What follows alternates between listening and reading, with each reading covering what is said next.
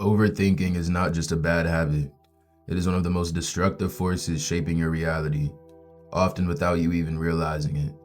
A restless mind does not simply steal your peace, it dismantles the very foundation of manifestation. Because the truth is, an uncontrolled mind creates an uncontrolled reality. Every chaotic thought ripples outward, magnifying itself until your external world mirrors the turbulence within. Overthinking is not random. It is a tactic of what I call the old frequency, the energetic residue of your past self designed to keep you trapped in cycles of doubt, hesitation, and self-sabotage. If left unchecked, it will undo the progress you've been making toward your desired reality. This is why understanding the spiritual science of overthinking is not optional, it is essential. When you master this, you reclaim control over your inner state, and with it, your external world. Part 1. To understand overthinking, we need to look beyond the surface. On the surface, it feels like an endless stream of thoughts, scenarios, worries, possibilities, and regret that just never stops. But underneath, overthinking is not about the content of those thoughts, it is about the relationship you have with them. Overthinking is what happens when the mind slips from being a tool you command into being a master that commands you. And once the mind moves out of alignment, everything it projects onto reality becomes disordered. This is because the mind is not just an organ of thought, it is the central unfolding point of your frequency. Call it your state of consciousness, your self-concept, your imagination, your inner identity. These are simply different lenses describing the same truth, that the mind is the womb from which reality is born. Every thought is a seed. Every emotion is the energy that waters that seed. And when your mind is restless, it does not simply keep you awake at night. It seeds disharmony into the very foundation of your experience. And the science behind it is when your mind is racing, you are trapped in heightened beta brainwaves, the state of stress, analysis, and survival. In beta, the subconscious is closed and all your energy is spent looping the same stories. Emotion compounds, and the more you resist the thoughts, the louder they become. Eventually, the emotional charge imprints itself into the subconscious mind, where it no longer needs your permission to create. This is why overthinking feels so heavy. It's not just mental noise, it's a program being written into the operating system of your reality. And the spiritual truth is, a chaotic mind is never truly out of your control.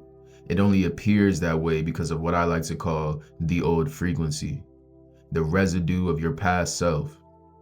Every past identity, every old belief, every outdated emotional pattern exists as an energy, and like all energy, it seeks to perpetuate itself. See, overthinking is its trick. By flooding you with thoughts, it distracts you, it unsettles you, and it convinces you that you are powerless. Why? Because the old frequency knows that the moment you remember your authority over the mind, it then begins to dissolve. And so the first step in overcoming overthinking is not to fight with your thoughts or attempt to force silence upon your brain, because that only strengthens the illusion. The first step is awareness, recognizing that even when you are overthinking, you are still the one producing the thoughts. The storm belongs to you. The thoughts arise within you. And because they arise within you, they can be commanded by you. The illusion is that the mind is out of control, but the truth is that the mind has never acted without your agreement. Part 2. To see how overthinking takes root, we have to trace it back to its origin. Overthinking is not the beginning of the journey, it is the destination. The mind does not simply wake up one day and decide to spiral. It spirals because it has been carrying too much, storing too much, and leaving too much unresolved. In other words, overthinking is the symptom of a deeper problem: unfinished thoughts.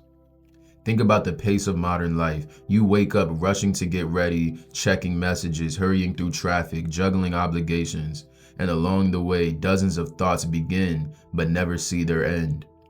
You worry about being late, then shift to frustration at the driver in front of you, then switch to anxiety about the meeting ahead.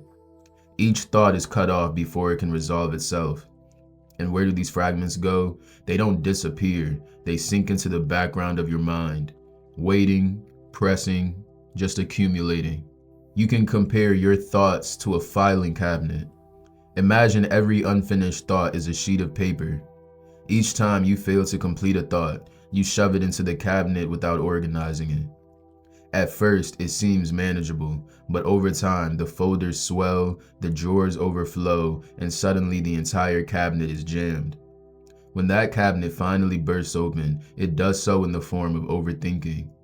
A mind that is so overfilled with unprocessed fragments that it spills into every corner of your awareness. And the spiritual science of it, every unfinished thought is not just mental clutter. It carries an emotional charge. That charge is energy, and energy must express itself. If you do not process the thought internally, the energy will try to process itself externally through manifestation. This is why so many people find themselves repeating cycles of frustration, attracting the same kinds of experiences, or replaying the same patterns in relationships. The thoughts you never complete become realities you are forced to face. This is also why overthinking can feel so relentless. It is not simply too many thoughts. It is a backlog of thousands of micro thoughts and emotional imprints accumulated day after day, year after year, never given the space to be seen or released properly. A restless mind is not inherently broken. It is simply overfilled. And so to reverse overthinking, you must begin with this truth: that if an overfilled mind creates chaos, then the solution is not to resist the thoughts, but to create space for them to complete themselves. Silence is not the absence of thought. Silence is the space that allows thoughts to process, integrate, and dissolve. Without that space, the cycle continues endlessly. Part 3. Now that we understand overthinking as a symptom of an overfilled mind, we need to look at why it feels so persistent. Why even when you try to silence the mind, it seems to fight back. The answer lies in what likes to be called the old frequency. The old frequency is the energetic imprint of your past self, the version of you shaped by old habits, old emotions, and old patterns of thought. And its single purpose is survival. It does not care about your growth or transformation. It only cares about staying alive. Overthinking is one of its greatest weapons, because every time you begin to take a step towards change, whether that's pursuing an opportunity, speaking your truth, or breaking a pattern, the old frequency seems to intervene. It doesn't confront you directly. Instead, it distracts you. It floods your mind with racing scenarios, doubts, and imagined problems. And the trick is that the problems it manufactures rarely exist in reality. They only exist in your mind. This is why overthinking often feels like a storm of what ifs. What if I fail? What if they reject me? What if I'm not good enough? Notice how these questions rarely have evidence behind them. They are not predictions, they are distractions. And distraction is powerful because it paralyzes action. The moment you overthink, you hesitate. You delay, you second guess, and in that pause, the old frequency succeeds in keeping you where you are. And the hidden truth is that overthinking is not a sign of weakness. It is often the clearest sign that you are on the brink of transformation. Because the old frequency only resists when it senses change is near. Think about how often you overthink when you're doing something familiar, routine, or safe. Almost never. Overthinking strikes when you stand at the threshold of growth. That job application, that difficult conversation, that bold decision. Every spiral of doubt is proof that you are approaching a doorway the old frequency does not want you to walk through. So what this means for you is that you must reinterpret overthinking itself. Most people internalize it as failure. The thoughts of, I'm overthinking again, I can't control my mind. But the reality is the opposite. Overthinking is evidence that progress is happening. It is a flare fired by the old frequency because it feels threatened. And if you shift your perspective and see overthinking as the signpost before transformation, it loses much of its power. Think of it like turbulence on an airplane. The shaking is not evidence that you are falling, it is evidence that you are moving forward, breaking through layers of resistance. The key is not to abandon the flight, but to understand that turbulence is a part of the passage. Overthinking is the turbulence of transformation. Part 4. If overthinking is turbulence on the path to transformation, then how do we move through it without being thrown off course? The answer begins with alignment. Overthinking thrives in misalignment, when who you are being and what you are doing are out of sync. It is the gap between your desired reality and the identity you currently embody. That gap produces hesitation, and hesitation is the breeding ground for overthinking.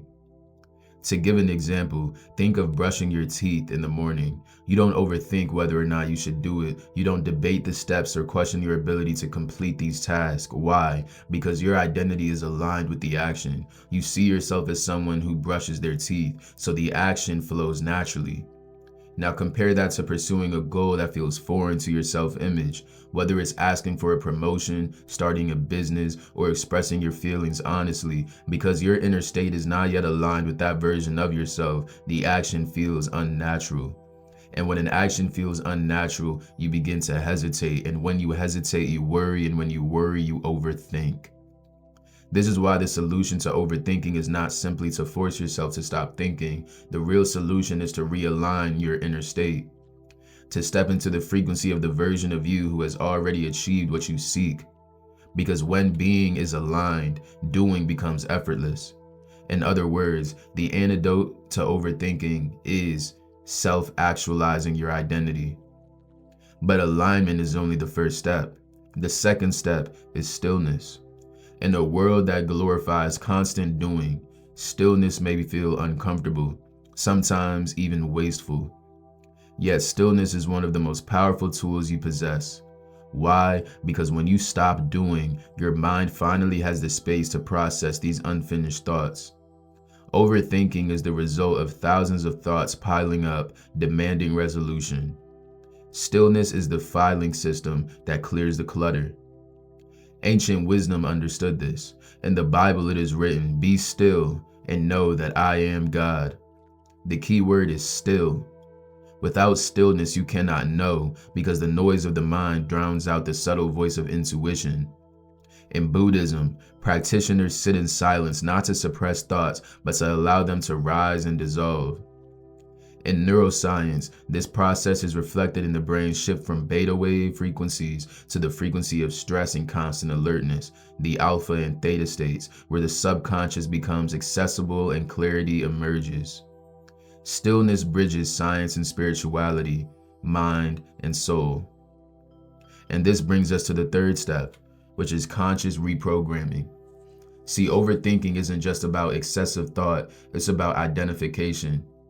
The problem is not that thoughts arise, but that you claim them as your own. You believe that you are the overthinker, but the truth is you are not your thoughts.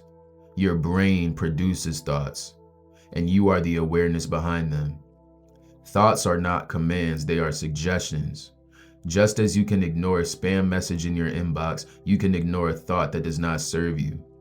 The moment you realize this truly, you begin to reclaim authority over your mental space. From there, you can begin to reprogram. Every time you catch yourself spiraling, replace the identity of "I'm overthinking again" with the awareness that my old frequency is trying to distract me. This shift disarms the pattern. It separates you from the storm, placing you in the calm center. And from that center, you can redirect your focus back to alignment, back to singularity of intention. When alignment, stillness, and conscious reprogramming converge, the cycle of overthinking begins to break. And what once felt like a chaotic battlefield of thoughts becomes what it was always meant to be, a tool. Because the mind was never meant to be your master. The mind and the brain is meant to be your servant. Part 5. If alignment, stillness, and conscious reprogramming are the foundations, then part 5 is about understanding the two directions where overthinking does the most damage, the past and the future. Because every spiral of thought, no matter how complex it feels, always falls into one of these two categories. Either you are replaying what has already happened, or you are projecting what has not yet happened. And in both cases, the same result unfolds, that you are pulled away from the present moment, which is the only place where creation actually occurs. Let's start with the past. Overthinking the past usually sounds like, I should have said this, I could have done that, why didn't I choose differently? It is the mind replaying old events as if repeating them could alter what already unfolded. But the deeper truth is, your subconscious does not recognize time the way your conscious mind does. For the subconscious, past, present, and future all exist in one continuous moment, which means that when you replay the past with emotional intensity, your subconscious treats it as if it is happening to you right now. You are not just remembering pain, you are reliving that experience. And because your subconscious is the womb of creation, those emotional imprints begin to shape your present reality. This is why traumatic events, breakups, failures, and regrets feel so sticky. The subconscious loops them endlessly until you intervene. And the empowering part is because the subconscious does not distinguish between reality and imagination, you can rewrite the past. Not in the physical sense, but in the energetic sense. By revisualizing that old event and inserting a new outcome, one where you succeed, where you are acknowledged, where the situation resolves in your favor, you begin to overwrite the old emotional charge with a new one. And when that new charge is stronger than the old, the subconscious adopts it as truth. You stop overthinking not because the memory disappears, but because that memory no longer carries the weight to hold you hostage and keep you held down. And to turn to the future, overthinking the future is often more subtle, but no less destructive. It sounds like, what if, what if, what if? The irony of that phrase is that it projects fear into the future that does not yet exist. And in doing so, they sabotage the very path you are trying to walk. Because when you fear what has not happened yet, you shift your frequency into worry, and worry is a magnet for disharmony. Think about it in this way. The future is a blank canvas, and your present emotions are the brush. If you paint that canvas with fear, you begin to attract experiences that validate that fear. But if you paint it with conviction, gratitude, and clarity, you invite a reality that aligns with those emotions. This is why faith has always been at the heart of spiritual practice. Faith is not blind belief, it is the conscious decision to choose alignment with the desired outcome before you see it. So to stop yourself from overthinking the future, you must shift your focus from doing to being. When you identify as the version of yourself who already has the result, you no longer worry about how it will unfold. You don't wake up anxious about whether or not you'll brush your teeth. It is part of who you are. In the same way, when you become the person who is already successful, already loved, already abundant in your inner world, the doing flows naturally. The how winds up taking care of itself. Past overthinking dissolves when you rewrite the story within. Future overthinking dissolves when you embody the outcome now. And in both cases, the solution is the same. Return to the present moment because the present is the only place where transformation can occur. The past has no power except what you have given it, and the future has no form except what you create. Both are shadows, and the light of your awareness in the present moment is what dispels them. So in conclusion, overthinking may seem like an endless cycle, but when you strip it down to its essence, it is nothing more than the mind losing its center. A clouded mind creates a clouded reality. A fragmented frequency produces fragmented results. But once you understand the spiritual science of overthinking, it no longer controls you. You see it for what it is.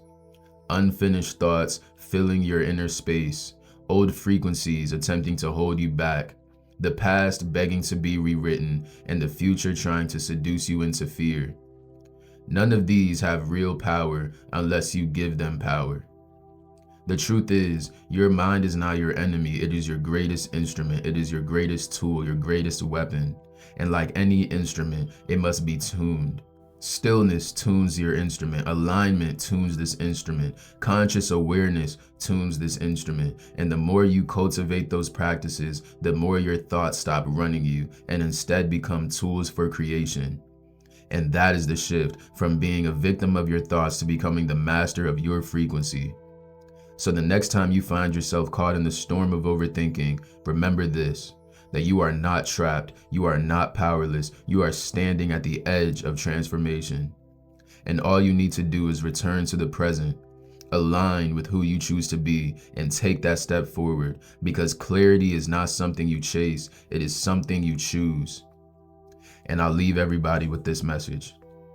If this message resonates with you, do not let it stop here. Carry it into your life.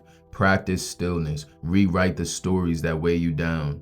Step into the version of yourself that already exists within you. And if you found value in this video, take a moment to like, share, and subscribe. It helps this message reach more people who, like you, are ready to break free from the old frequency and ascend into who they know themselves to be. Drop a comment below sharing which part of this teaching spoke to you the most, or how overthinking has shown up in your life. Your reflection might be the mirror that somebody else needs. Until next time, stay present, stay aligned, and remember, you are always more powerful than your thoughts.